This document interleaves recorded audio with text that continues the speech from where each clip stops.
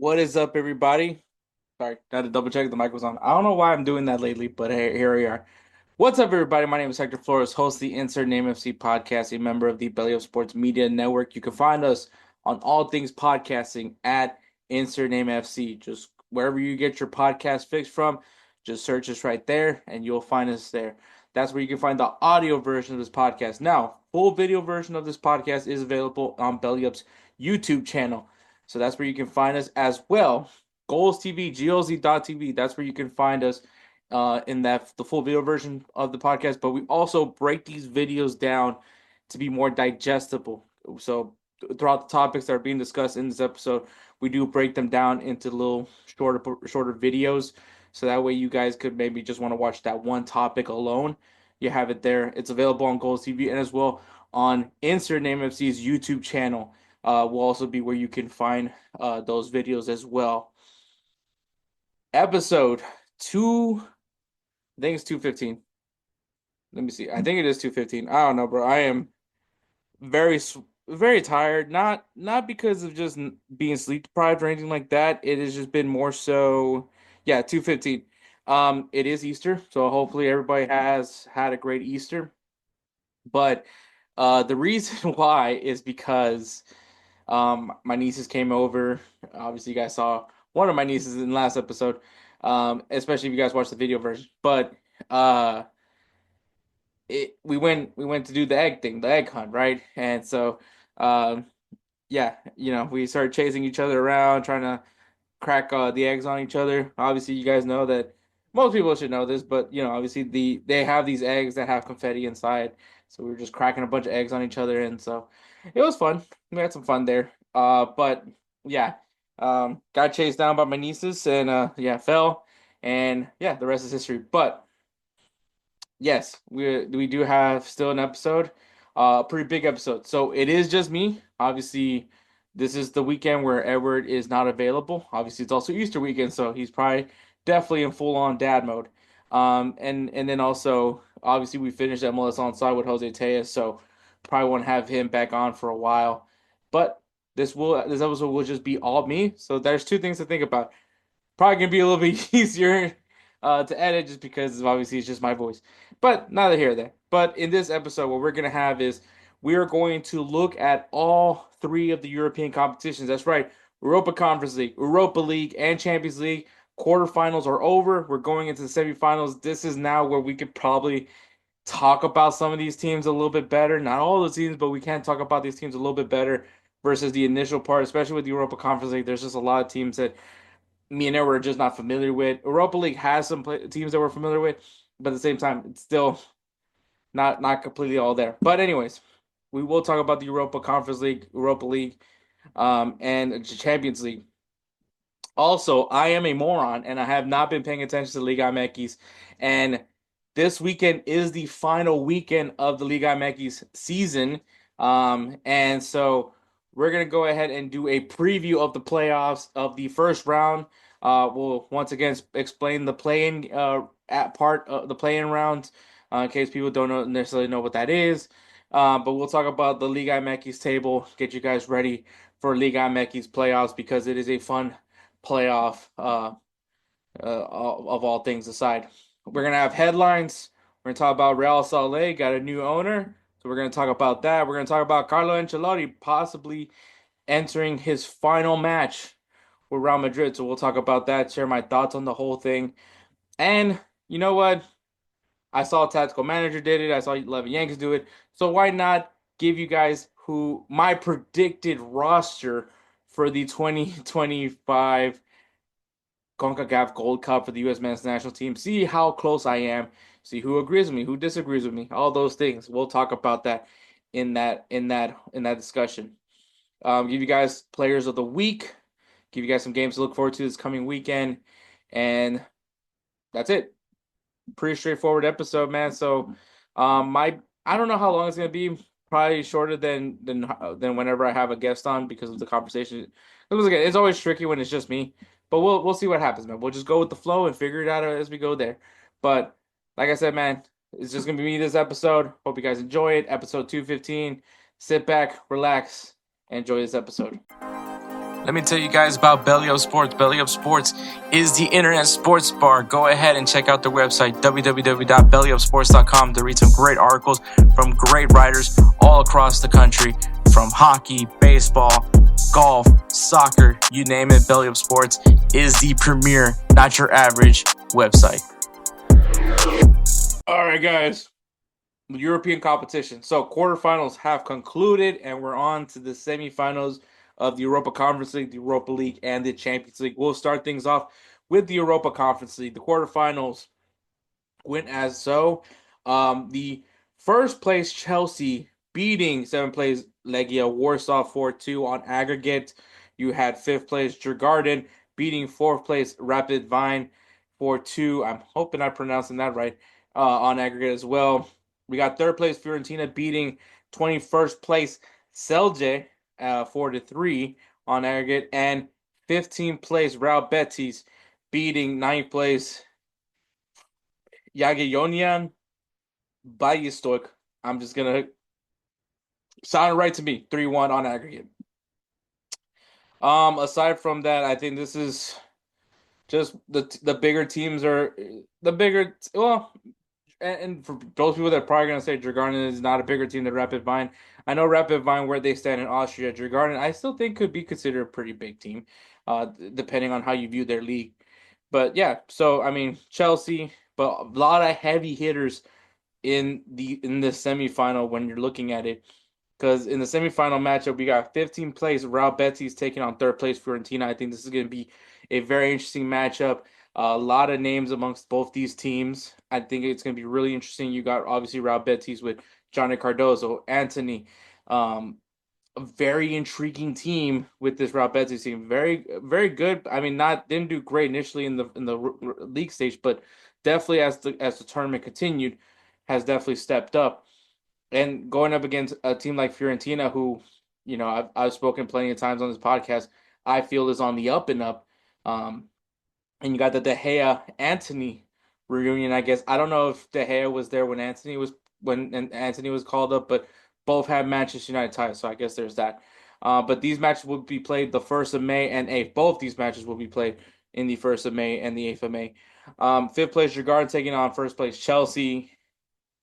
Very interesting matchup. I think that honestly, if you're Chelsea, right, this is what you're writing on, right? This is all. If you are putting your chips in, this is where you're putting it all on. I know that they're still competing for a Champions League spot in the English Premier League, and they're still that. But you have a shot at a trophy, and I mean, that would be like a great consolation for Chelsea. All that they have gone through this season, so I think that that's definitely something that you'll be seeing. But Djurgården could be a frisky team.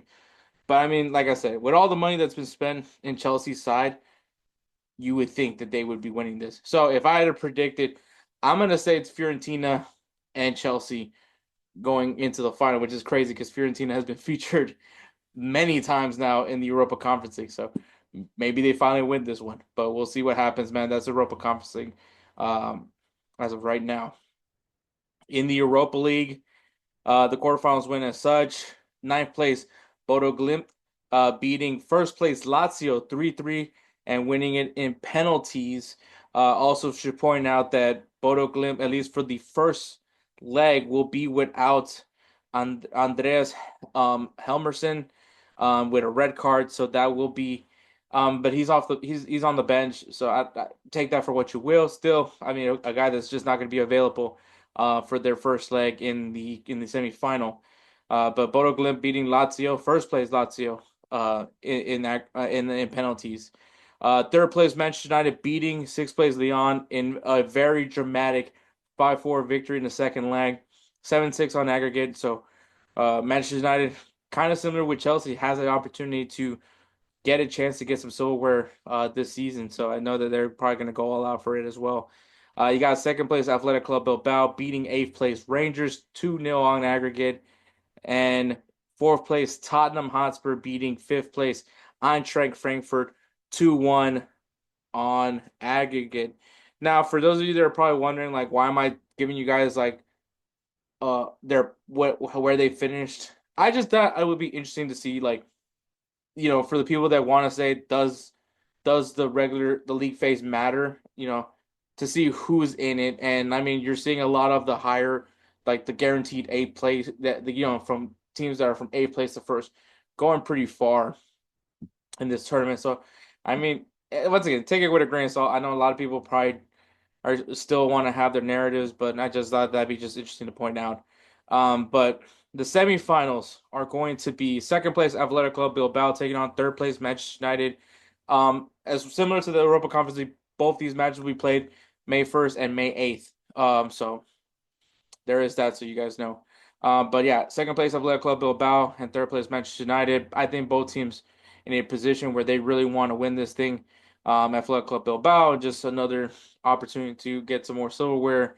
Um, I believe not that long ago they won the Copa del Rey. So I'm sure that they're hoping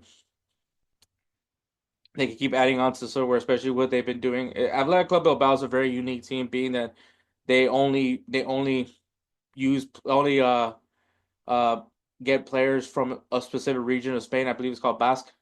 And so it just shows, how good they are at their scouting and how good they are at developing their players, because a lot of these guys are academy graduates. So I think that that's just something to point out. Manchester United, man, like I said, a lot of things are going on with them. They just really need some sort of positive thing to take out of this year. This year has been just straight out abysmal. Edward has been just in all of a rut because of this team. So it's going to be really interesting how they approach this game, because I think despite that it being Europa League, you know, you could see how excited the fans were to finally see some winning football from Manchester United. So I think this is a really interesting matchup. I mean, this goes back to the whole, who's better, La Liga or the Premier League debate. I would love to see Athletic Club Bilbao continue on. Especially once again, I believe Nico Williams is like rumored to be going to Barcelona this off season. So, you know, that just gives them more fuel to finish strong for him. Meanwhile, Manchester United, like I said, they need to get something positive for Amorim, because if not, then it's just gonna be another rough summer where they're probably going to be questioning whether they need to look at another coach, or what's going to be the thing. But yeah, we'll see how that goes. And the other matchup is fourth place Tottenham taking on ninth place Bodo Glimt. Um, Tottenham probably really needs this more than anybody else does, because their season has been god awful. They are terrible this year as far as the Premier League goes. And yeah, because basically you win this. If Tottenham wins this, if Tottenham can somehow one, they get their first trophy, but two, they have a shot to they're qualified for the Champions League. So this is like everything this is probably like the perfect storm, as well as for Manchester United. But I mean, Athletic Club Bilbao, I believe, are in a position. I think are still working on qualifying for that final spot in Champions League in La Liga. But this is a prime opportunity for Tottenham. Peace. For Tottenham or Manchester United, a prime opportunity to get in the final, get in the Champions League. So we're gonna see like that. So this is a very a lot in stake going into this final. So it'll be interesting to see if we see Manchester United and Tottenham. I mean, Bodo Glimt. I will love for them to upset Tottenham, because I will be hate watching this match, because I hate Tottenham. So I would definitely be interested to see how this match transpires, and see how it goes. But if I had to predict, I think it's going to be. I actually think it's going to be Athletic Club Bilbao taking on Tottenham. I think that's really what the final is going to be. And once again, I hope that it's not Tottenham that wins it. I can give Reds ass who wins it at this point. If it's not as long as it's not Tottenham, I'll be super happy for whoever moves up into the Europa League and gets that shot at the Champions League. So we'll see. We'll see. But yeah, once again, May 1st, May 8th will be played. These semifinal matches will be played. All right, Champions League. All right, the quarterfinals. We got fourth place Inter Milan beating 12th place Bayern Munich 4-3. I think drama, drama, drama. That's what we got in that second leg, and that's what you're supposed to get in these second legs. You know, you got Bayern Munich pushing off a ball boy for crying out loud. But yeah, man, just Inter Milan, man, just looks so sturdy. They look so strong. Um, they don't fear their opponents, and I think that that's something that's important to think about this Inter Milan team. They play with no fear.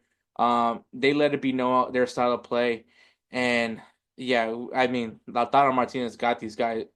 Lautaro Martinez is just playing, you know, like a guy that has something to prove. Um, I really like this Inter Milan team. They're really strong. No, I'm not glazing them because they're going to be facing Barcelona by any means, but still, they just took on a team that literally was a semifinalist last year, and removed them out of it. As a matter of fact, three of the three of the four of the four semifinalists from last year are gone. Like there's only one from last year's semifinals that is moving on to the semifinals. So that's gonna something to point a little interesting storyline to point out, I guess. But yeah, Inter Milan handled their own, showing why they were one of the teams that got an automatic qualification to the knockout round. Um, Showing why they were the fourth place team in the league phase. So yeah, Inter Milan handling their business against Bayern Munich. Speaking of handling their business, man, third place Arsenal beat 11th place Real Madrid. Edward believed in Arsenal, and you know what? It happened. It really did happen. So Real Madrid ends up getting eliminated. First leg win was a 3-0 victory for Arsenal, and the second leg was a 2-1 win in the Bernabeu. I think when you're talking about momentum, there it is. You went into the Bernabeu and beat Real Madrid in the Bernabeu. Like that is huge. So there is a lot of confidence if you're Arsenal right now. You are playing well. You're playing complete. Your defense is doing. You're doing well defensively. You're making good decisions on the attack. As a matter of fact, you blew out Ipswich. And yes, it's granted it's Ipswich, but it's coming off of just these good forms consecutively. So I think that if you're Arsenal right now, you feel like all momentum's coming in. This is like that championship DVD moment, if you will, for Arsenal, beating a giant like Real Madrid, a team that's well known for Champions League. Um, on the other side, man, just Real Madrid just had no response to what Arsenal was doing. I think once again, Real Madrid just not being able to respond well to quick move, to quick movements of the ball. I think Arsenal did very well in the transition, and I think that really exposed a lot of Real Madrid. Now, granted, Real Madrid, I'm not gonna make excuses for Real Madrid. They just weren't the better team. They haven't been the better team a lot this year, and it's been showing. And I think that this was kind of exposing that right now. Arsenal was clearly the better team. Real Madrid was expected to be the better team, but they just did not have it. They just looked lost in the sauce, and was really there was no. And I know everyone was talking about the potential of a remontada for Real Madrid. They've done this before. They've done it plenty of times before. I just think this time was completely different. It is just a different scenario. They just they just didn't have it this year. They just did not. Um, and well, we'll talk a little bit more about Real Madrid further down in this episode. But I just it just has to be said that like as much as someone wants to make excuses for Real Madrid, you really can't. Arsenal was just out and out, just the better team in this matchup. They showed why they were the team that finished in third in the league phase. Like there was Real Madrid was very overwhelming, not only in Champions League but also in La Liga this year. So it's been overwhelming for Real Madrid in general. Um, and once again, Arsenal, while they have been overwhelming in the Premier League, mind you, they're still in second place. Um, it's not to the level of what Real Madrid, with the expectations of Real Madrid.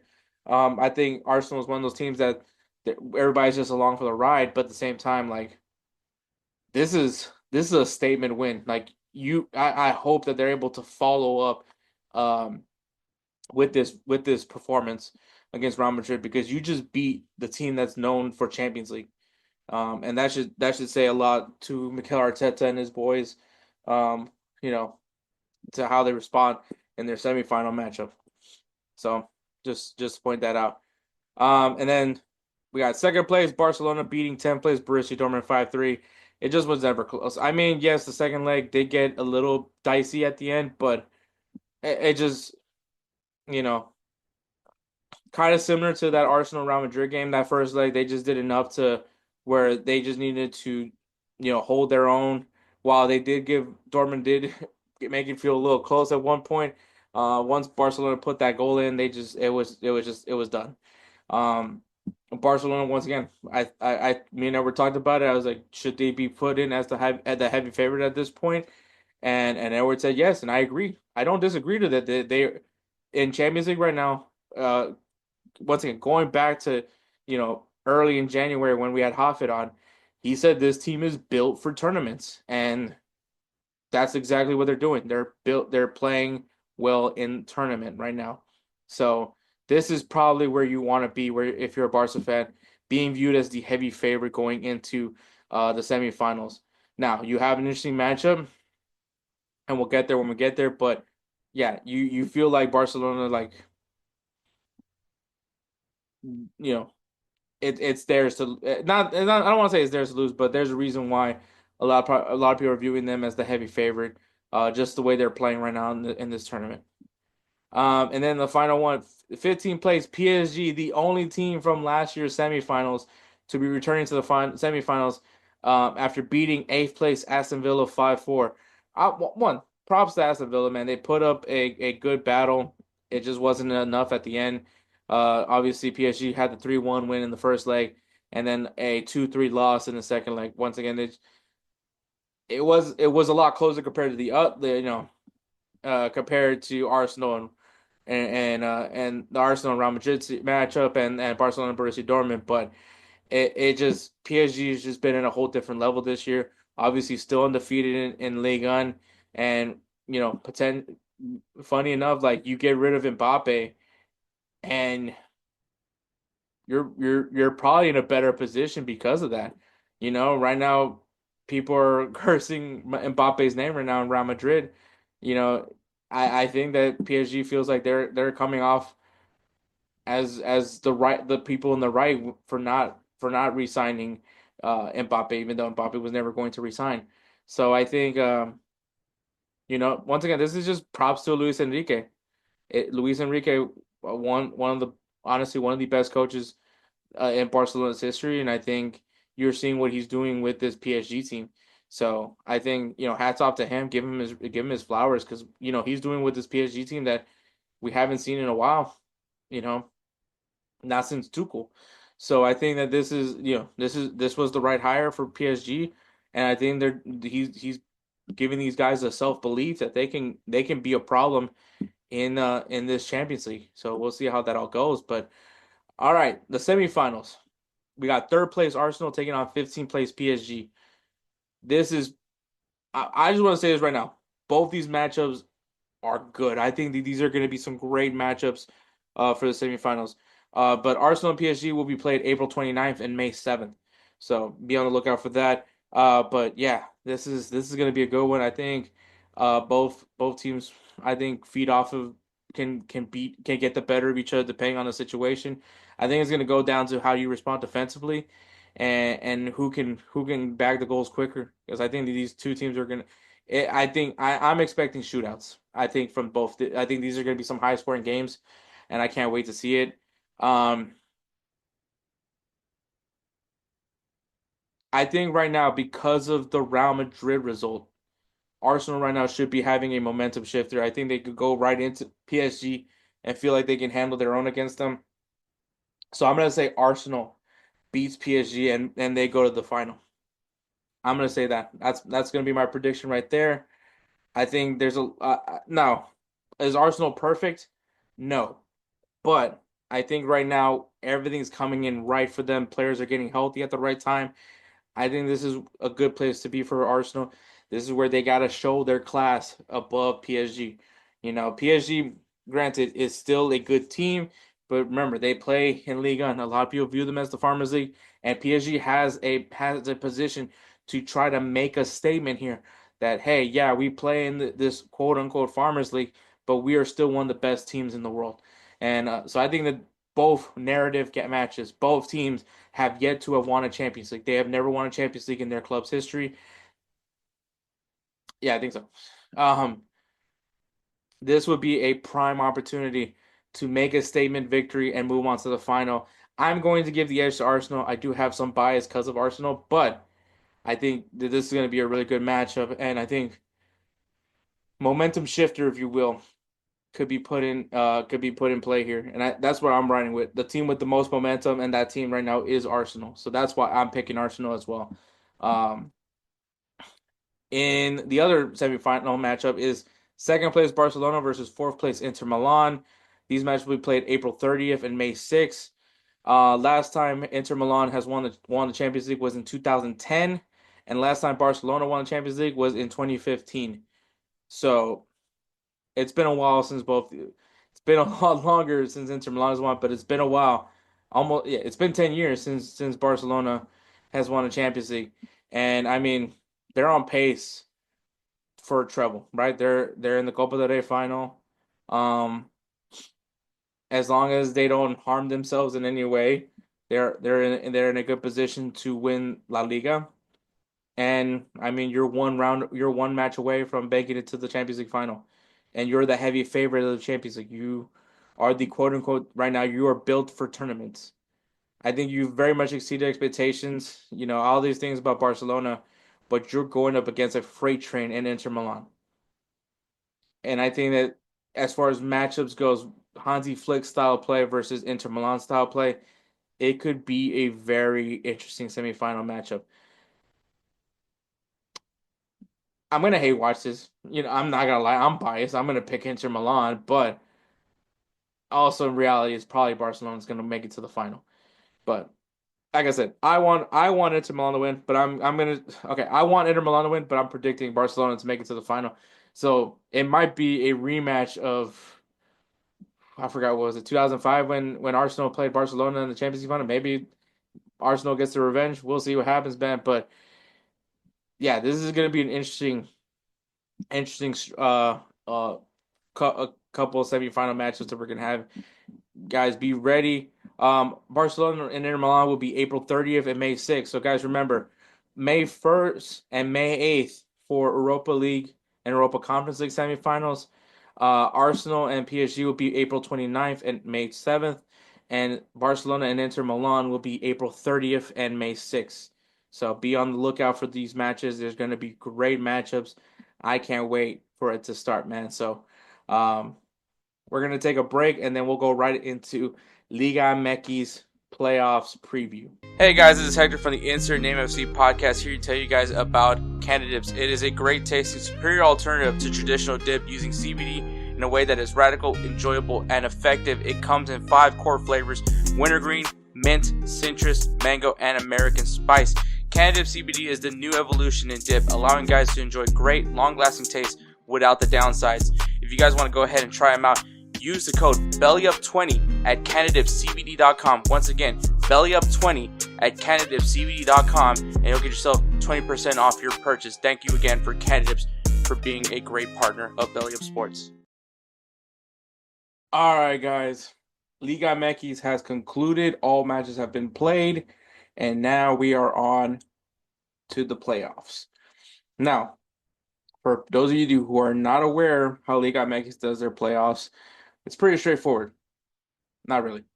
The teams from first all the way to six automatically qualify for the playoffs.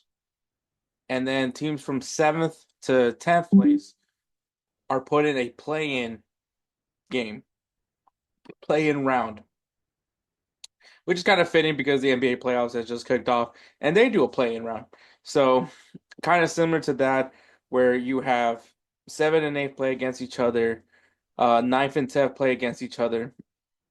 Winner of the 7th and 8th place game will play against the second seed. So they would essentially be playing for the 7th seed if you guys want to try to put it in a retrospect of NBA, right? So whoever wins the between 7th and 8th place will get the 7th seed that will play against the second second seed, which is Club America. Take that for what you want. Maybe you don't want to win that game. Um, ninth and 10th plays for the opportunity to play against the loser of the seventh and eighth place teams. So, for instance, if prime example right now, Monterrey and Pachuca are playing against each other. So if Monterrey beats Pachuca, they get the seventh seed and play against Club America in the quarterfinals. If and then let's say Pumas beats Juarez, right? So then Pachuca then has to play against Juarez because they lost to Monterrey. They would have to play to see who gets the final playoff spot to go up against first place Club Toluca. Really all that. It's simple, kind of not really. I really don't know what else to tell you, but it is kicking off this weekend, and so let's talk about the teams that are in it. So in first place, finished on top of the table. Uh, Toluca with 37 points. Remember, this was a team that now has Hector Herrera on the team. Very strong team. I mean, Alexis Vega is on the team. Um, I think they were the highest scoring team this in the Clausura this year. So that's obviously a positive for them, showing right because they're in first place. So highest scoring team, I believe. The Portuguese player. Let me see. Probably should have done some home. I did do some homework. Obviously, I could tell you guys with that Liga that that Toluca in the first place. Um, yeah, Paulinho. Yeah, so Paulinho gets the Golden Boot for the Clausura this year. So highest goal scorer in the league, highest goal scoring team in the league. So it makes some sense, right? Um, so I think kind of feeding off of what they did in the Apertura, a very good team. Can they have home field advantage in some extent? Have home field advantage. Actually, I guess it doesn't really matter because all right, for those of you that don't understand, also Liga MX. So in the quarterfinals, all the way to the final, it is a two-leg series. So regardless, even at the final, it's gonna be two legs. Uh, that's just how it's done in Liga MX. So that means in the final, teams get to play in their respective stadium. So it gives them, I guess, some sort of advantage. I guess. Also, should point out, it's a rule that I've constantly complained about, but I mean, there's a lot of things I've complained about with Liga MX, but in the event of a tied aggregate, the higher seed advances. Obviously, the final doesn't count. The final will then, if it's tied on aggregate, they would go to extra time and then go to penalties if needed. But in Liga MX, the higher seed advances in the event of a tie. So just so you guys know, yet again. But yeah, Toluca 37 points first place. I think this is where you want to be. Hopefully, like I said, Toluca has been like slowly and steadily been improving. They were in the final of a few, not that a couple years ago, maybe last year. I think they were in the final. So they're hoping that they finally have done enough to now be in a contention and to finally win a Liga MX trophy. Because mind you, Toluca is actually, I think, the third most successful team in Liga MX, along with obviously Club America being on top, and then you have Chivas de Guadalajara, I believe, is second. But Toluca is the next team that has the most trophies in Liga MX. So it's been kind of a rough stretch of games, a rough period for Toluca that they have yet to have gone to back to this point, and having a strong clausura. I think after a year where they did very well, obviously got eliminated by then champions Club America, so they're hoping that they can maybe finally beat these demons and finally win Liga MX. Second place, you have Club America with 34 points. Best defensive team this year, in the Clausura this season. So strong team, obviously coming off of a three-peat, hoping for a four-peat. Is it going to happen? Is Club America going to achieve the four-peat? And if they do, I mean, it just goes back to how unfair this team has been. But this team is rock solid. They're always going to be the standard when it comes to Liga MX. And obviously they have a lot riding this year right now, but hoping to have another strong finish in the Clausura. and hoping to justify to everybody why this is the team that should be going to the Club World Cup. Mind you, there is going to be a playing game between them and LAFC to prove who's going to be representing CONCACAF in the FIFA Club World Cup. And I'm not gonna lie to you, I think it should be Club America. I think it should be them. Like, I mean, no, I mean, no offense to LAFC. Maybe LAFC can kind of finally have something clicking, but Club America should very much be in the Club World Cup. If CONCACAF has like a good shot of competing going far in this Club World Cup, I think Club America is kind of that team. To be honest, no offense to Inter Miami, but I think I'd put my money more on Club America right now because of how they play as a team. They're especially how they are doing right now defensively as well. But yeah, second place, Club America, looking for a four-peat. In third place, we got Cruz Azul with 33 points. Obviously, Cruz Azul um has been now in the mix for quite some time. Obviously, finally won finally won Liga MX after years of not having win a trophy, and here they are in the top, in third place with 33 points. I think a very good year for them, a pretty decent year for them. I don't think that Clausura. Gotta stop saying year. Clausura for them as well. Um, they have guys on that team, and they have been going for it. So we'll see if they're able to maybe get a statement in this tournament. Fourth place, we got Tigres with 33 points. Um, Once again, a team that you just expect to be here. You just expect them to be here. They go pretty far in this tournament. A lot of experience on this team. Maybe to some to some extent could be harmful to them, but still, nonetheless, a very good team, very solid on all parts. And obviously, they're I don't. It's just weird not to have Tigres in this tournament. And I know many people are looking at me funny right now, wearing the fact that I'm wearing a Monterrey kit.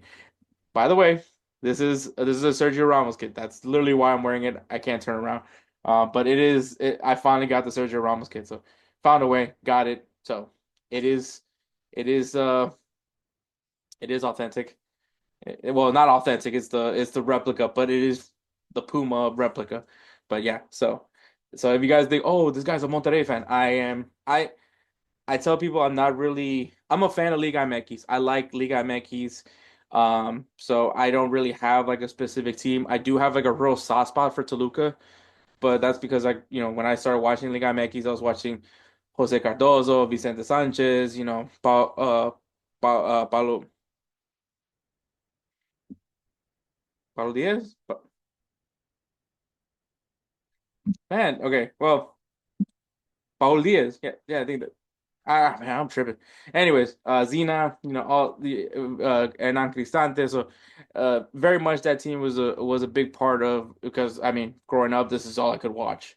This was the free TV I could watch. So, Liga MX, I watched that Toluca team and they were very good. And I enjoyed it. I just had a soft spot for Toluca, but as far as like, I don't really have a team though. Like I said, soft spot for Toluca, but don't really care to have a team in Liga MX. But I do think their kits are incredible. I mean, look at this kit. Like, I mean, look at it, dude. And I mean, this is traditional Monterrey. Like, um, I was actually hoping to get the black kit, but they didn't have my size. So anyway, anyways, but yeah, Adidas, very good team. I enjoy their fan base is a lot of fun. I actually got me and Edward went to go see it when Inter Miami was here. They were taking on Tigres, and the Tigres crowd just shows up so well. I have so much fun watching that Tigres fan base. So really cool. But yeah, really interesting to see how this team does. I mean, once again, a team that just knows how to compete in this playoff. So we'll see how they respond.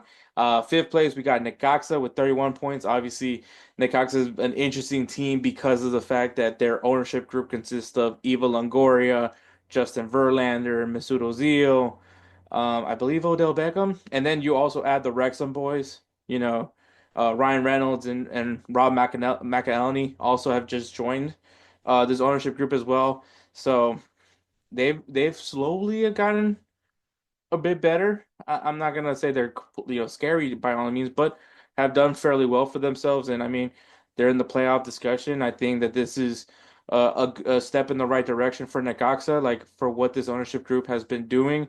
It at least validates what this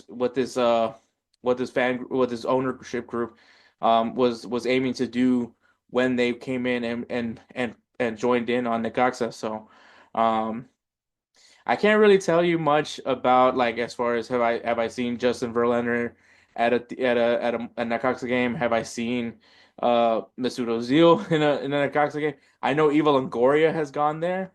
Yes, bonk me if you will. I do follow her on Instagram, but I know she's gone to Necaxa games.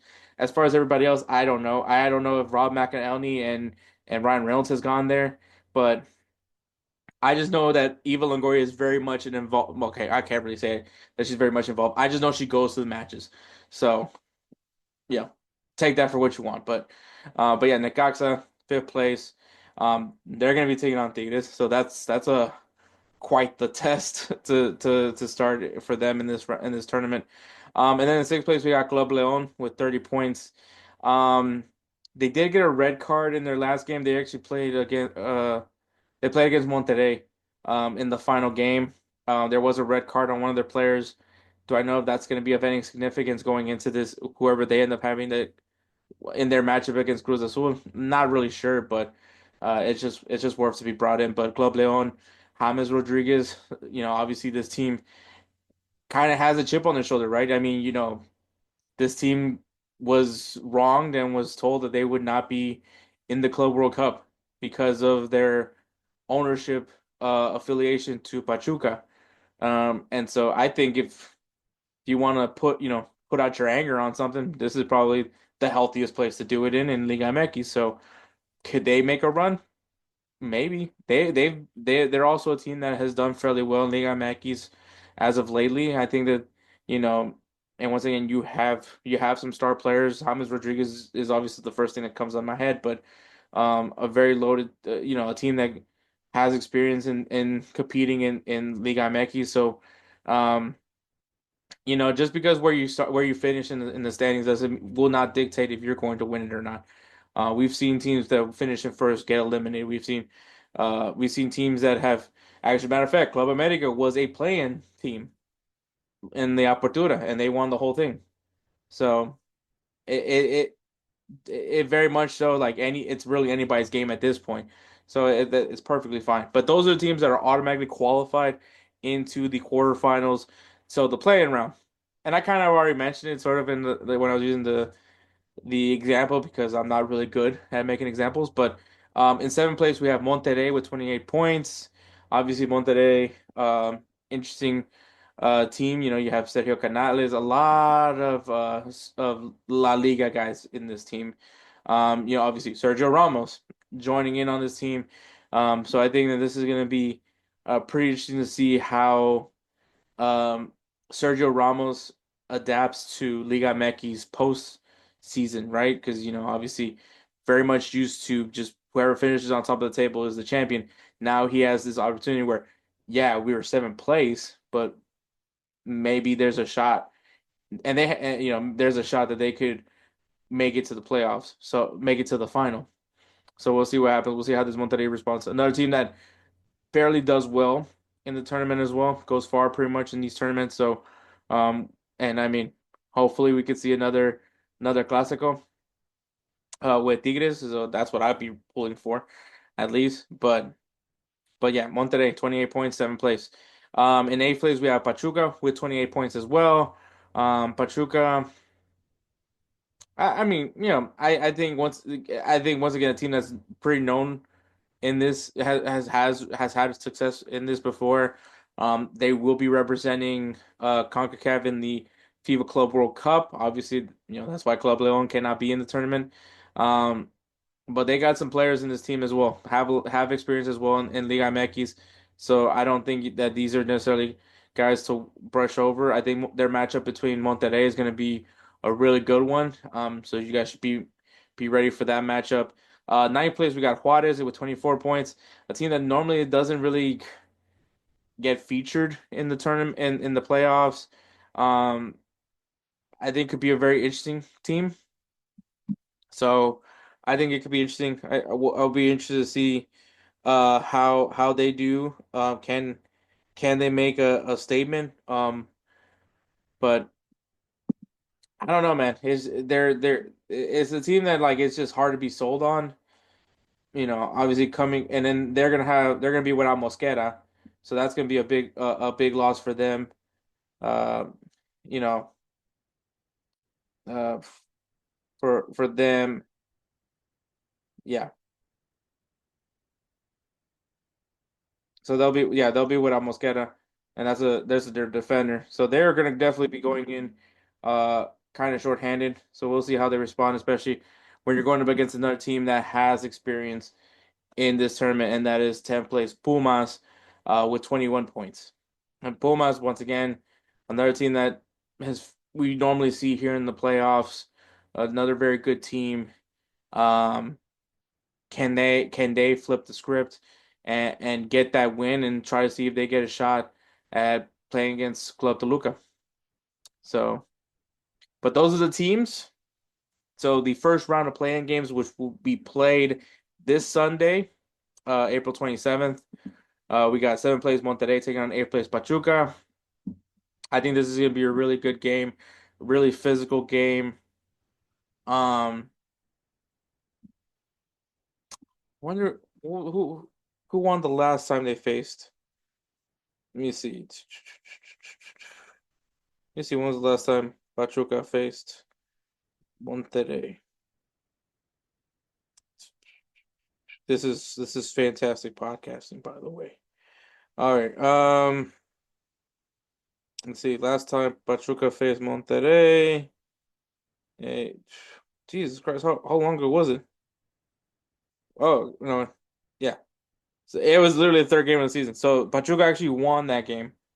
They did beat Monterrey 3-2. This was also, I believe, before Sergio Ramos joined the team, so that could be a little bit of a difference maker. Um, but aside from that, man, I mean, these are two fairly even teams in my opinion. Um, I'm gonna say Pachuca. I'm gonna say Pachuca beats Monterrey, and they get Club America.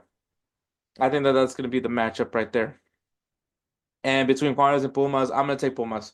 I just think once again they're used to this format. Well, not this format, but they're used to making it to the playoffs. So I think the experience comes into play here. And then so my prediction for the second playing game will be between Monterrey and Pumas, and I'm gonna take Monterrey. I'm gonna have Monterrey go up against go against Toluca. So that's who I'm going with right now. Um, well, I mean, well, luckily, they'll be their next game won't be till Saturday, so we'll probably preview that one again. But at least that's where I'm going at right now. Get ready, guys. This is gonna be a fun. It's a fun tournament. The playoffs for Liga MX is really intense. It gets really exciting. As long as there's no blowouts in the first leg, so it's really fun. I highly recommend you guys check it out, especially if you guys don't watch Liga MX. I will I just say go give it a shot. Give it a shot. See what it's all about, man. You might like it. So. Um, with all that being said, we're going to take another break and then we'll go right into headlines. Fight and win! All right, guys, headlines. Real Salt Lake. The Miller family has purchased majority stake of RSL and the Utah Royals, as well as, I think, the Real Monarchs, which is the MLS Next Pro team. So the Miller family were formerly owned the Utah Jazz. Have just got have purchased majority ownership of Real Salt Lake and the Utah Royals, so they have their facilities and all that. Um, I don't know, it's interesting. And the reason why I say it's interesting is just because of the fact that like when we started this podcast, we talked about the owner of Real Salt Lake, how he was this scumbag and all these things. They did move on from him, and I guess whoever took over, I guess just right now has no interest in this team, and so they sell them off, and yeah, now they come in with this new ownership group. But it seems like they're really excited. Even Don Garber has this quote: "The future of Real Salt Lake is in great hands with the Miller organization and David Blitzer. The Millers have long-standing commitment to community, youth sports, and second business operations, and have a proven history with David, one of the most accomplished sports owners in the world.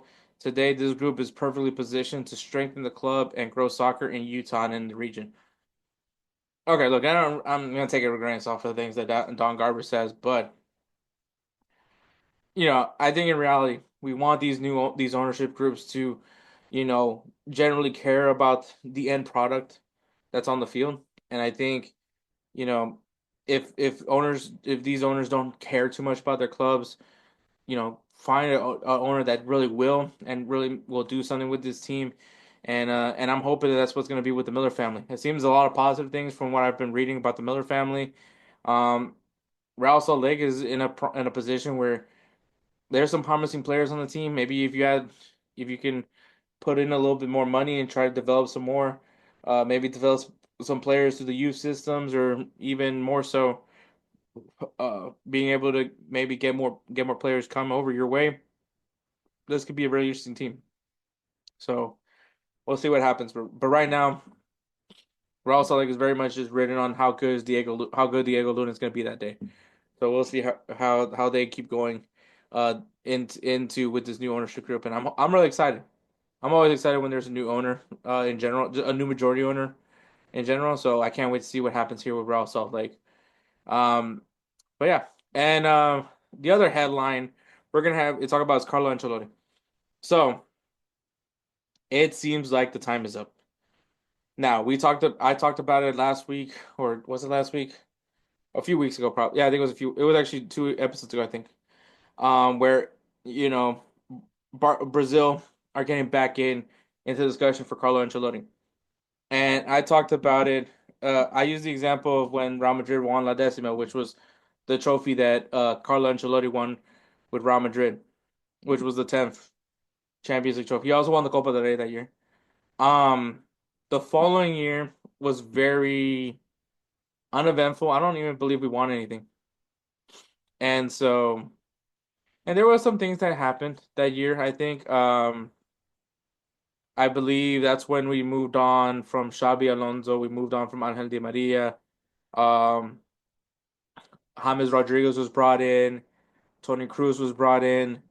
Um, there were some changes on the team, but the team just looked sluggish. There was no like massive signings, if that makes any sense. Like, yes, James Rodriguez sounds pretty big, but I don't. Well, I guess, and also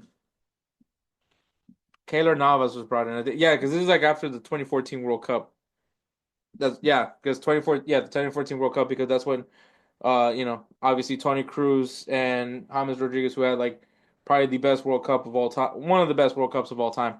Um, and then obviously Keylor Navas also having a standout performance in the World Cup as well.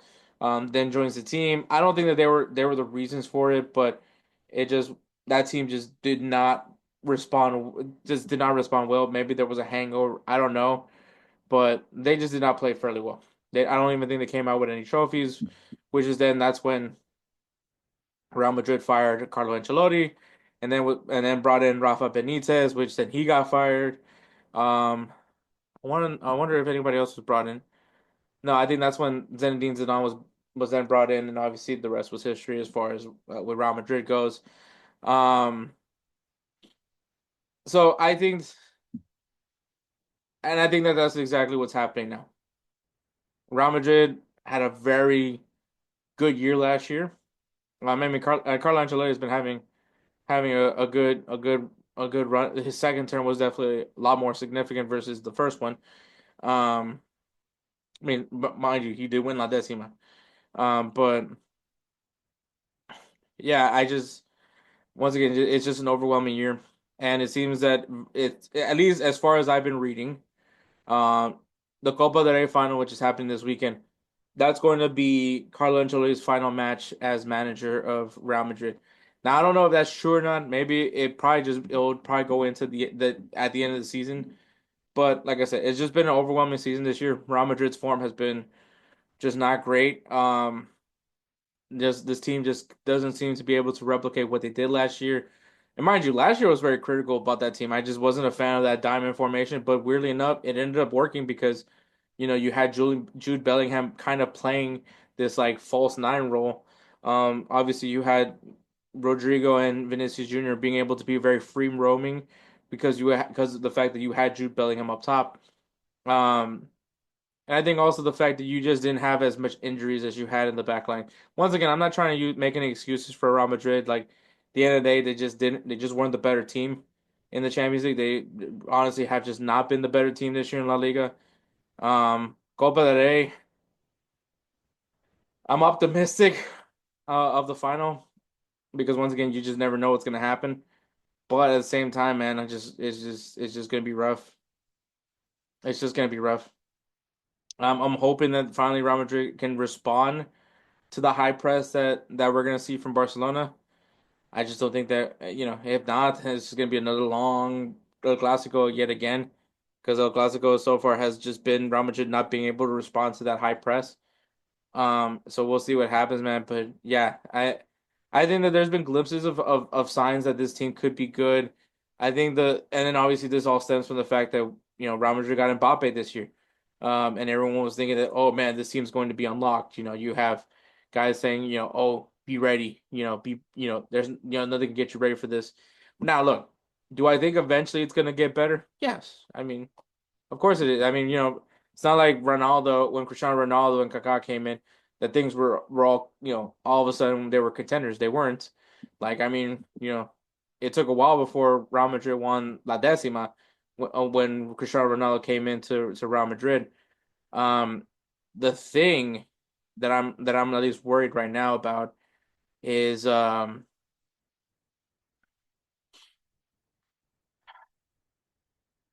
just don't know. I think more and more I just don't think Mbappe is really wanting to play the nine spot. I think we've seen glimpses of it that he is kind of like trying his best to play it, but instinctively for him, you could just see when he plays out wide that he just looks like a different player, and I think that that's where he's more comfortable in. And that's like the crappy part because Vinicius Jr. That's where he plays on the left side, and while people are like, oh, maybe Rodrigo's the odd man out, I think more and more especially like what look, I'm not saying that Vinicius is a distraction by any means. I'm all for the things that Vinny is. I've generally liked a lot of things of Vinny. And I'm this isn't me saying I want him out of the team because I really don't. And I don't want Rodrigo out of the team. I'm hoping that one day, I'm just hoping that Mbappe could just somehow just play the nine role. And like even I specified like I just don't think that being the out and out nine because I think we heard some guys like if we had Joselu that that Arsenal game wouldn't have happened. And you're right, probably because the thing was what helped Real Madrid last year was once again Bellingham being that guy, in the box, being available. That's why he scored the goals that he did score last year. And then Joselu being an instinctive target nine, knowing where he needs to be to put the goals in the back of the net.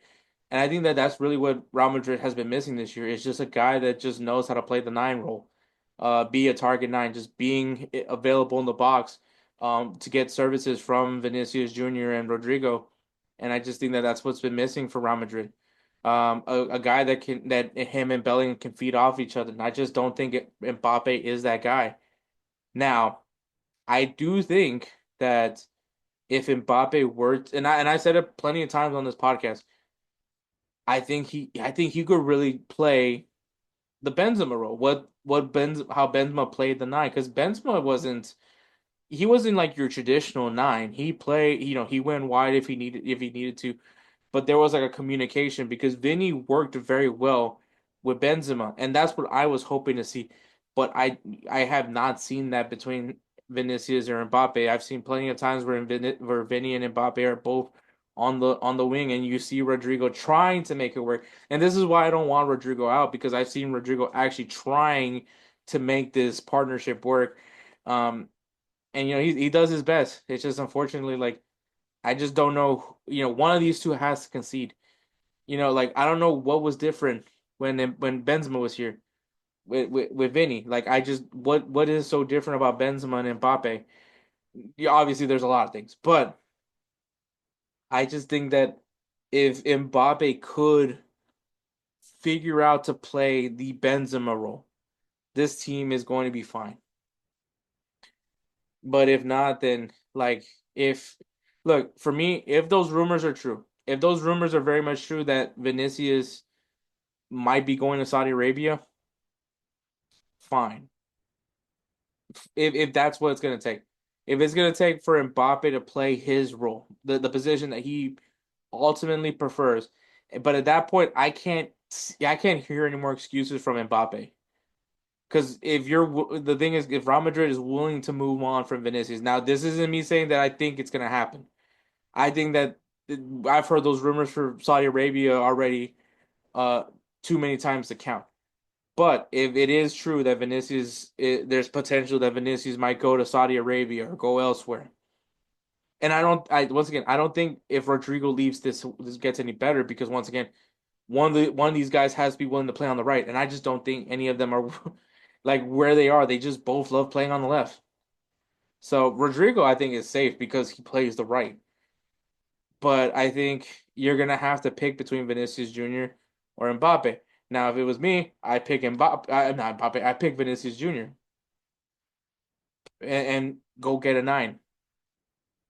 And obviously Real Madrid wants to get in the rumors for Erling Haaland. Do I think that's gonna happen? I don't think so. But either get Erling Haaland or get one of these other interesting nine options. Uh, whether you get like an established nine or a promising nine, just go get them. But I still have my concerns. Do I think do I think it's Carlo Ancelotti? I think it's ridiculous that the blame is put on so much on Carlo Ancelotti because once again, the man has done nothing but win. I mean, obviously not so much this year, but the guy wins everywhere he goes. He wins titles everywhere he goes. He had that great AC Milan team. He did well with PSG. Obviously won some trophies with PSG. I don't think that's really that difficult now the way they're set up.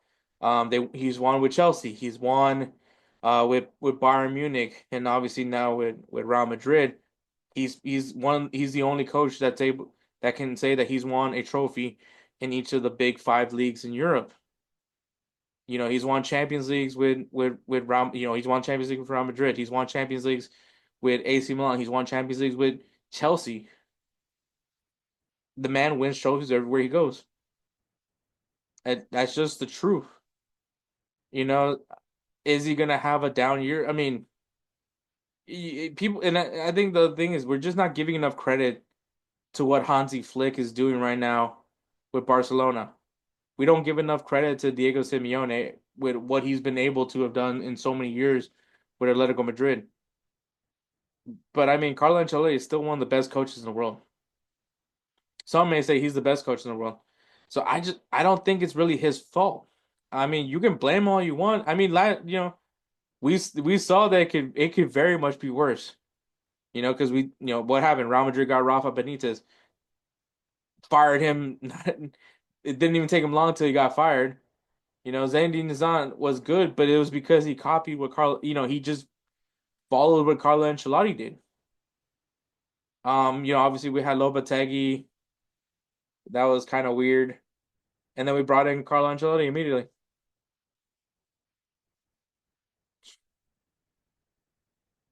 I mean, say what you want, but I just don't think it's Carlo Ancelotti's fault. He's definitely deserved some blame, but it's not entirely his fault that Real Madrid is where they are. Now, if he is actually leaving Copa and that's just because he needs to start getting prepared for Brazil, I mean, because that's literally the job he's been linked to, is that he's linked to be the next Brazilian coach, which that's going to be interesting. Because I don't know if he's the end all be all solution to Brazil, but I can't wait to see what happens with Brazil. Because once again, being someone that grew up watching Brazil, I would love for Brazil to be the team that everybody fears in tournaments. So I wouldn't be against it. Now, interesting enough, where does Real Madrid go from here?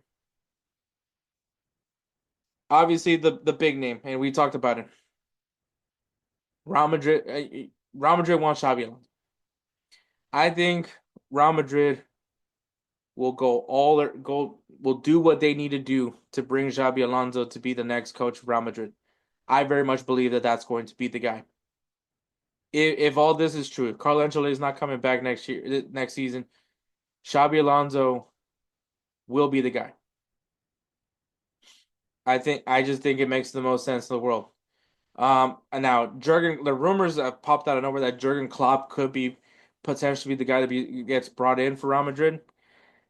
And I think that only happened. Now, if Jurgen Klopp is interested in Real Madrid, best believe me, I am all for it. I can't wait for it.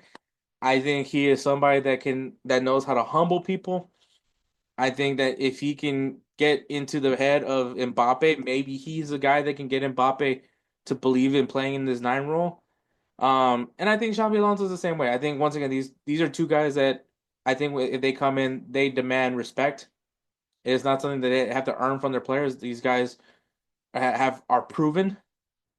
You know, maybe Xabi Alonso more so as a player, but clearly what he has done is impressive with Bayer Leverkusen. And Jurgen Klopp, once again, the man just knows how to build teams. And so if you give Jurgen Klopp like the resources of Real Madrid, can only imagine what he can do. And Xabi Alonso, I mean, the guy just knows how to get the best out of his players. If anyone can figure out how to use Mbappe, Vinicius, and Rodrigo, it's probably him. So I think Real Madrid's going to go all out for Xabi Alonso. I think that is the clear guy. And if that doesn't work out, I mean, Jurgen Klopp is probably who they're going after. Especially if you want someone to be able to respond to Hansi Flick, because I think that's going to be the thing. Both these guys have very similar approaches to how they defend. So I think that that's going to be very demanding. All I'm going to say is I hope that those Trent Alexander-Arnold rumors aren't true. I I'm just not a fan of Trent Alexander-Arnold. I think he's a good player, but I also don't like him as a right back. That's just how I feel. But look, do I want Carlo Ancelotti gone? No. I think he's the right coach for Real Madrid. I really do believe that. I think he knows how to handle stars. Literally, look at his resume. He wins everywhere he goes. Like, yes, it's not been a great year for Real Madrid, and you can make there's some fair excuses. I'm not gonna use them. Obviously, the injuries that's been going on with the backline has not been ideal. Um, but at the same time, like it's Real Madrid. Like you're supposed to be able to have the best players in the world, and it's been very overwhelming this year. Um, like I said, I get the same vibes from the year after they won La Decima. It just wasn't a good year for Real Madrid, and they were very quick to fire Carlo Ancelotti. So I'm not surprised. And I said that when I was talking about him potentially going to Brazil. I'm not surprised that this is happening. I'm not surprised at all that we're talking about that Carlo Ancelotti might be out the door of Real Madrid because it's just been an overwhelming year. Fiorentino Perez is a results guy. Like he can care less of what you've done for Real Madrid. If you're not winning anything for Real Madrid right now, he'll show you the door very much easily. So it's disappointing that that's how it is, but it's Real Madrid. There's expectations with this team, and if you're not performing, if you're not winning some trophies, you're not gonna be staying for long. And I mean, they're gonna go after which guys that will be deemed best in the world. Maybe, hopefully, just not a Rafa Benitez in between. Yeah, I'm not against the idea of Jurgen Klopp though. I'm not against the idea of Xabi Alonso. If I had to choose, if Carlo Ancelotti is just not an option, I will say Xabi Alonso. He's got a connection around Madrid. I think if there is somebody that can make this Mbappe, Rodrigo, Vinicius front three work, and Jude Bellingham front, I should probably add that too as well. I think it'd be him. I think he's able to get the best of his players, but because he puts them in the best position possible. So if there was a guy that I think could come in and help Real Madrid and get them back, which I mean I don't want to say back on track because they're still very much a good team. They just are having just terrible results. In some games have looked very overwhelming. Shoot, just watch it. I literally just watched the Athletic Club Bilbao game, and I was pissed off for majority of the game. Thank God for Federico Valverde, by the way. Thank you, my adopted son, for scoring that banger. But at the same time, I would love a guy that just knows Hansi Flick, and I think obviously Jurgen Klopp is that guy. Either way, I'm not against either one. Like I said, I would much rather prefer them just sticking with Ancelotti. I know that the potential, and I think also Jurgen Klopp has also been rumored to Brazil. He also has some Brazilian ties, obviously with Allison and all that. Um, could be, obviously a guy that can be very disciplinarian, that could put some discipline on Brazil. Probably is Jurgen Klopp, but it seems very much like Carlo Ancelotti is like the odd, like the guy that they just want to bring. Um, so we'll see what happens, man. I'm really intrigued in this storyline. I wonder what happens. Does Real Madrid give uh, Carlo Ancelotti the proper send off, which is what I'm really hoping for. But if not, it's been one hell of a ride, man. Honestly, I gotta say that. Carlo Ancelotti has been a guy that I've very much admired. I think he's a great coach. I think he really did get some of the best out of Real Madrid. Uh, you know, so we'll see what happens, man. We'll see what the future looks like for Real Madrid. So we'll see what happens there, but that's gonna be an interesting story. All right, so Righteous Felon Craft Jerky is the official jerky of Belly Up Sports. For over a decade, Righteous Felon Craft Jerky has led the American meat snack revolution by concocting delicious, adventurous, U.S.-sourced jerky recipes for uncompromising carnivores across the country. With 15 different flavors to choose from, Righteous Felon has all jerky lovers covered, and by using promo code BELLYUP, you will get 15% off your purchase at righteousfelon.com. Do your taste buds a favor today and rip into a bag of Righteous Felon jerky. the U.S. men's national team Gold Cup is coming in June 14th. June 14th to July 13th will be the not oof, my bad. Not that's not what it is. Um, when is wait? I didn't put the wrong dates. That was the dates for the the Club World Cup. Let me see. June 14th to July 16th. No, June 4th. Huh, they kick off at the same time. All right, June 14th to July 16th will be the Gold Cup.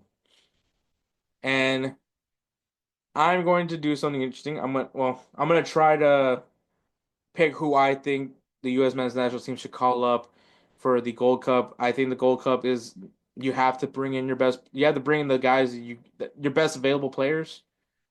Um, so I just think it makes the most sense. This is not only for the U.S. but for Mexico and Canada. This is the last competitive matches that they will be having before the FIFA World Cup. So this is essentially a dress rehearsal, if you will, for these three national teams that are having hosting duties. So they're automatically in. So this is, they don't have to go through qualifiers. So this is their best shot at seeing what they can do and figure out who is their team going into the 2026 World Cup. Now, I mentioned the FIFA Club World Cup is June 14th to July 13th, being that there's certain players that will not be available for the U.S. men's national team because of that tournament. The teams that I will say that to maybe keep an eye on that might have some American players that maybe gets featured, but that maybe would have gotten featured by the U.S. men's national team. Not saying that they would have, but I'm just saying that might have. But Inter Miami, obviously Benjamin Cramachi. Um, the only reason why I mentioned him is because one, just depending on like I think maybe he would have gotten a call up had he been available. Maybe just depending on who was available personnel wise. But he does play like attacking mid, so I don't think that necessarily he would have got called up. but I do believe he was part of Camp Cupcake, so I just wanted to bring up that name just in case. Seattle Sounders, Jordan Morris, Jesus Ferreira, Christian Roldan. I don't think any of these guys were featured by Pochettino, but being once again, because just mentioning American players that maybe would have been called up. Borussia Dortmund has Gio Reyna. Gio Reyna is kind of an interesting situation that he might be looking for a new club in this summer. So Gio Reyna and then Cole Campbell. Do I expect him to get called up? No, but still had to mention him nonetheless. And then Juventus, who has Weston McKennie and Tim Weah. This is probably where we're kind of losing some guys that we would expect to be called up. Weston McKennie and Tim Weah are guys that are usually called up for the U.S. men's national team and has been called up by Pochettino. So we know for a fact that these guys are going to probably be playing for Juventus unless Weston McKennie or Tim Weah gets transferred. But I do feel like they're probably going to be at least part of the FIFA Club World Cup plans for Juventus. And a team that maybe might be getting in the Club World Cup, Club America. So if you guys remember, Club America and LAFC are going to play in a play-in game, because Club Leon isn't getting invited. So Club America might be in it. I do feel confident saying that Club America will probably win that play-in game. And the player to note is Alex Sendejas, who has been doing very well this year with Club America. So deserves to get a shout, man. But all right, my predicted roster for the U.S. men's national team: three goalkeepers. I believe 26-man roster. So 26-man roster. I did count accordingly to make sure I did have a 26-man roster. Goalkeepers. Look, as I will predicate to this. I am saying Matt Turner is probably going to get called up, but I do think that I wouldn't be surprised if Pochettino tells Matt Turner maybe, hey, don't worry, figure out your club situation because has played some matches for Crystal Palace, but hasn't played a lot of matches for Crystal Palace. He's currently on loan, so he'll be going back to Nottingham Forest, who did not play him, or really I don't think have any intentions of playing him. So he needs to either come back to MLS or go to a lower Eredivisie somewhere where you're going to play. Um, Go somewhere where you're guaranteed you're gonna play. That's really what Matt Turner's situation is because honestly, I feel like he's been losing stock for quite some time now. And it just doesn't help that that he's not playing. I think at this point, it doesn't matter where these goalkeepers play in, whether they play in MLS or they play for a club, just that they're playing, that they're actually getting starts. Like this is a position where you kind of want these guys to be very much locked in, and that's not going to happen if they're just riding the bench. So Matt Turner, I will predicate. I do expect him to be called up. But I would not be surprised if maybe he's like can't make it. Gotta figure out this whole club issue. Patrick Schulte from Columbus Crew. I just Pochettino has been calling him up, so I expect him to be called up. And Zach Steffen from the Colorado Rapids. I think these are just the guys that we're gonna see. Now, I wouldn't be against like if Matt Turner doesn't get called up, like I wouldn't mind to see a Matt Freese from New York City FC and even wouldn't be against seeing Diego Cochin get called up. Like he's probably not gonna play. The same thing for Matt Freese. He's probably not gonna play. I'll like if Matt Turner isn't getting called up, I can see Zach Steffen starting for the Gold Cup. Um, I think he's right now a little bit ahead of Patrick Schulte. I know some people are probably going to be like, "That's crazy talk," but I don't know. I think Zach Steffen still has experience nonetheless, and I think you know playing regularly for Colorado has given him some sort of advantage. Even though Patrick Schulte is also a very, they're not like far away from each other. I'm just going to point this out. But I've seen him choose Zach Steffen from more often than Patrick Schulte, so that's just kind of where I'm lying. So, but I do think it's gonna be Matt Turner, Patrick Schulte, and Zach Steffen.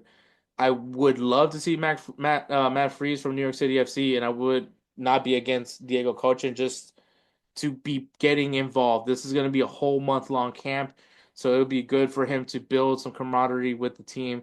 So I think that would be really good for him as well. Defenders. So I actually have like three fullbacks. which is Anthony Robinson from Fulham, should be healthy and should be good to go. Sergio Dest should be very much good to go for this tournament from PSV, and Joe Scally from Borussia Mönchengladbach. The reason why I have three fullbacks on this one is because I think that the U.S. men's national team, especially, they have like a lot of guys that could play multiple positions. So I just, you know, I think three is fine for depth. If anything, you bring in you either use somebody else that can help and play. Uh, I expect these guys to be playing all the games anyways, unless they somehow win their first two group matches and the last group match is like, who cares? Just put out the reserves, just to rest some guys. But those are my fullbacks, at least who I'm expecting to see. Kevin Carter Vickers from Celtic, Chris Richards from Crystal Palace, Austin Trusty from Celtic, Noah Kai Banks from FC Augsburg, and Mark McKenzie from Toulouse. Noah Kai Banks, man, I think that it's just time for him to get a call up. He's been playing over at Augsburg, so I want to see a little bit more from him, see how he gels with the U.S. men's national team. Some guys that I wouldn't be against to see Caleb Wiley from Watford. I think let's just see what the kid can do. John Tolkien, um, like me and Jose talked about, man. The guy's a dog. He's douchey and he backs up what he talks about. I would love to, even though I know it didn't go as planned with Holstein Kiel, but I think if you want to add another fullback, you can add either Caleb Wiley or John Tolkien.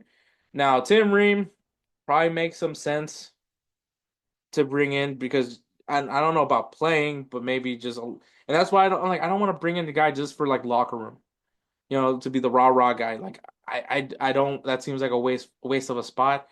So that's why I'm not putting Tim Ream, at least on my roster.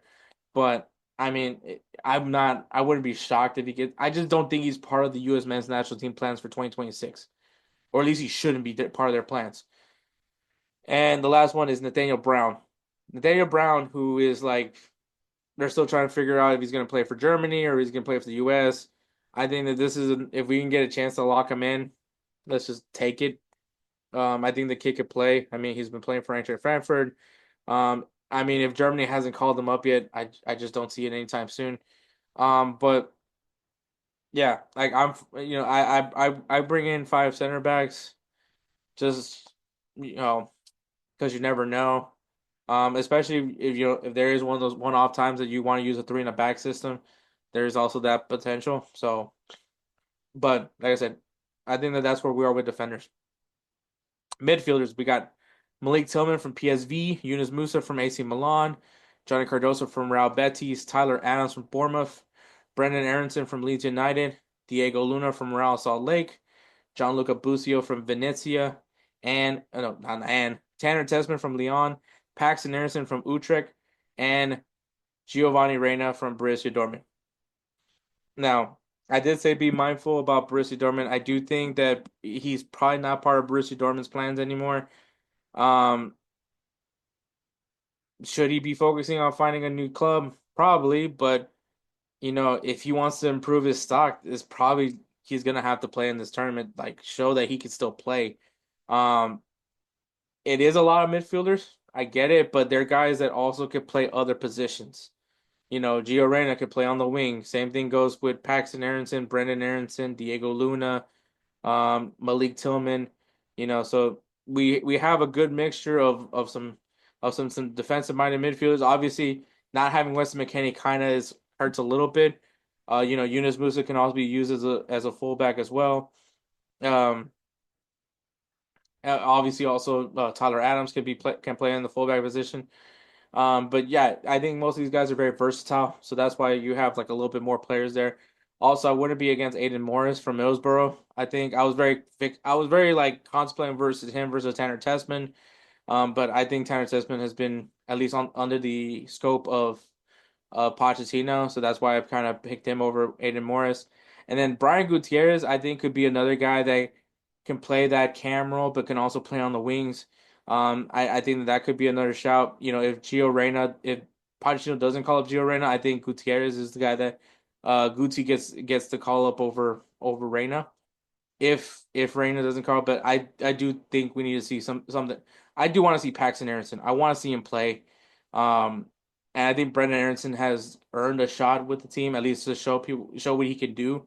I think with the fact that Tim Weah will not be definitely probably not be part of this tournament, that opens up an opportunity to show what he can do on the right side, and be an A factor for the U.S. men's national team.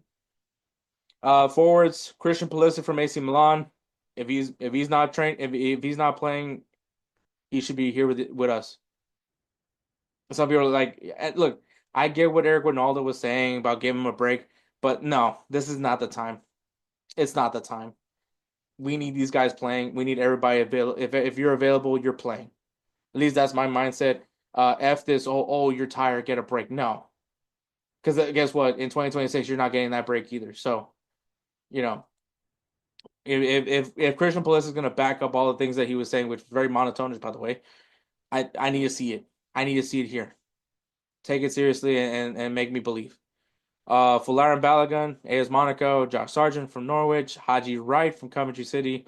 They're healthy. They should be. They'll probably get called up. And I have Brian White from Vancouver Whitecaps, but I would probably look. I feel like you have to call Brian White. The way he's performing right now at MLS, granted it is MLS, but he's doing really well. And I think if you had to pick between him or Patrick Aguiman, I'd take Brian White. Even though and the reason why I say that now, as far as like size goes, you got Haji Wright. So and then Haji Wright can also play on the wing. I will also add though, Alex Dejas, if America isn't in the tournament, the kid needs a shout. He needs to be able to have an opportunity to be put out there. See what he can do. Um I just want to see it. I just need to see it at this point. It's make it or break it time for him, and I think that he's done a lot for Club America. So let's see what he can do for country. Um, but yeah, that those are the guys that I would prefer to see out there. Like I said, I wouldn't be against Aiden Morris. I wouldn't be against Brian Gutierrez. Patrick Aguiman, I could see potentially, as Pochettino likes calling him up. I can see him there. I already said Alex Zendejas, Caleb Wiley, John Tolkien, Tim Ream, Nathaniel Brown, Matt Freeze, Diego Cochin. Like these are guys that I would love to see with the U.S. men's national team, but I just don't know if that's going to happen for them. But look, we need to take Gold Cup seriously. We need to put out our best possible players for this. Because I'm telling you right now, Mexico's going to do it, and so is Canada. So this is the last competitive tournament that the U.S. is going to have before the World Cup, and it needs to be shown. So that's why that's my thought process. But all right, players of the week is brought to you by SeatGeek. SeatGeek is an amazing ticketing app site, depending on where you're using it from. You can use it on your phone. You can obviously also use it from your desktop. SeatGeek.com.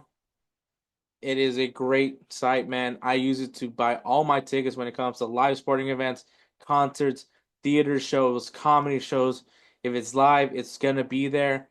I love its simplicity. It has a rating system using colors and numbers. If it's a high number and it's really green, that means buy these tickets. These seats are great. It's a great deal. Enjoy your event. If it's really low and it's super red, that means, hey, keep scrolling, you're gonna find a better deal. I guarantee it. We love the simplicity of SeatGeek here at Insert Name FC, and if you guys want to enjoy yourselves, and you guys aren't just sold just yet, well, for first-time users, use the code BellyUpSports at checkout. Once again, BellyUpSports at checkout, and you'll save $20 off your first purchase at SeatGeek.com. SeatGeek, life's an event. We have the tickets. My player of the week is Leandro Trossard, who scored 2 goals in Arsenal's 4-0 win against Ipswich Town. And Edwards' player of the week is Rafinha, who scores 2 goals and an assist in Barcelona's 4-3 win against Celta Vigo, comeback win against Celta Vigo. So, congratulations to Leandro Trossard and Rafinha for being our players of the week. Once again, use that code BellyUpSports. Save yourself $20 off your first purchase at SeatGeek.com. SeatGeek, life's an event. We have the tickets.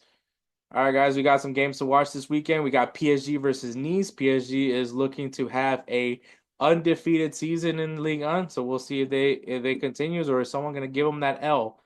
We'll see what happens, man. We also got Leon taking on Stade Rennes. In the Bundesliga, we got Bayern Munich taking on Mainz, as they are in pursuit of winning the Bundesliga. So we'll see what happens, man. Does Harry Kane finally get a trophy? We're about to find out in these next coming matches. Eintracht Frankfurt taking on RB Leipzig, and that's in the Bundesliga. Serie A, we got Inter Milan versus AS Roma. Inter Milan trying to secure the Scudetto yet again. We'll see if they are able to do it at some point in these next coming games. We also have Como versus Genoa in the Serie A. In La Liga, we got the Copa del Rey final. Barcelona versus Real Madrid. Will this be Carlo Ancelotti's final match as Real Madrid's coach? We'll see what happens, man. Villarreal versus Espanyol. And in the Premier League, we got the FA Cup semifinals, Crystal Palace versus Aston Villa, and Nottingham Forest versus Manchester City. Manchester City is still in the running for a trophy this year. Can they get to the final of the FA Cup? And we also have Liverpool versus Tottenham. So I believe maybe this win will secure the Premier League for Liverpool. I can't tell you. But we'll see what happens, man. Obviously, that's not all the games that are happening this weekend, but it is a good beginner's guide for you guys. So go ahead and just watch some football, man. That's all that really matters at the end of the day. So, but we do give you guys some good recommendations if that's what you're looking for. So, we're gonna take one more break and then we'll wrap this show up. Hey everyone, it's Ryan from No Credentials Required to talk to you about one of our newest partners at Belly Up Sports, SeatGeek. Yeah, live sports is great on television, but the feeling of being at the arena is a priceless experience. That's why our friends at SeatGeek are there to help you find the best tickets at the best prices. Not only can you get tickets to sporting events, but you can also get tickets to concerts, comedy shows, musicals, and more. Search for your desired event now at SeatGeek.com, enter promo code BellyUpSports at checkout, and you save $20 off your first purchase. SeatGeek. Life's an event. We have the tickets. Thank you so much for listening to 215. Obviously, check out Belly Up Sports YouTube channel. Lots of content being dropped there continuously. We got the NBA playoffs kicking off. We got the NHL playoffs. NFL draft. Actually, as a matter of fact, when this episode drops, the NFL draft super show begins. You might see me there in that super show. So go ahead and check that out, man. Get excited, man. Belly Up Sports at YouTube. Also follow them on Instagram and X at Belly Up Sports. Be on the lookout of all the things that they're doing there over at Belly Up. If you look right above me right here, if you're watching the video version, you can see the our episode of the year award. So thank you, Belly Up, by the way. Awesome, beautiful trophy, by the way. Awesome plaque. But yeah, check them out, Belly Up Sports, at Belly Up Sports on Instagram and the X. Also, Goals TV. These shows are available on Goals TV, GOZ.TV. Go follow them on Instagram at GOZ.TV, Goals.TV, and on the X at Goals_TV, GOZ_TV. Check out their website, Goals.TV, Goals TV. You'll see us there. So, and of course, Eric Winalda and Wake Up MLS, which you'll see me there as well. So, go ahead and check that out. And of course, if you guys like the beats, the intros, the outros of this podcast, it is made by no one other than Roosevelt Spencer, the namesake of the Roosevelt Spencer Player of the Year Award. We love Spencer. We care about Spencer so much that he is the namesake of the Roosevelt Spencer Player of the Year Award. So if you guys want to love Spencer just as much as we do, well, follow him on Instagram at ThatGuyDope. Shoot him a message if you need some beat work. He will take great care of you like he always does with us. With all that being said, man, that's episode 215. Catch us next week for episode 216. We'll probably have Edward here. So another great episode. Look forward to, man. All right. Take care, guys.